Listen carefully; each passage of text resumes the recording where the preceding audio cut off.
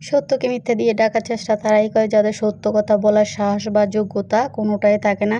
দেখবেন মিথ্যাবাদীদের কথায় মধু বেশি, তারা খুব গুছিয়ে নিয়ে কথা বলতে পারে। তো যারা এই লোকদেরকে ভিতরে ভিতরে চিনে ফেলেছেন, এদের থেকে দূরে থাকাই ভালো। তো আসসালামু আলাইকুম, পাতামা কিচেন অ্যান্ড ব্লগ থেকে আমি পাতামা ইসলাম। তো সবাই কেমন আছেন? আশা করি আল্লাহর মতো সবাই ভালো আছেন। এই তো আলহামদুলিল্লাহ আমরা সবাই ভালো আছি। তো আজকে কয়েকদিন ভাবছি কয়েকটা পিঠা বানিয়ে নেব।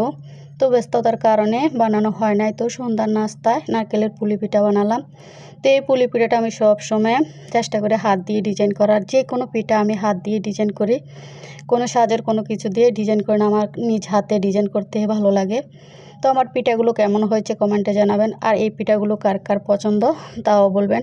তো আমার ফ্যামিলির সবার এই পিঠাটা অনেক পছন্দ, আমারও অনেক পছন্দ, খুবই মজা লাগে খেতে। তো একে একে সবগুলো আমি ভেজে উঠে নিচ্ছি। এই তো আমার ভাজা শেষ, উঠিয়ে নিলাম। তো মাশাআল্লাহ আলহামদুলিল্লাহ খেতে খুবই মজা হয়েছিল। তো আমার ভিডিওটা যদি ভালো লাগে লাইক কমেন্ট শেয়ার দিয়ে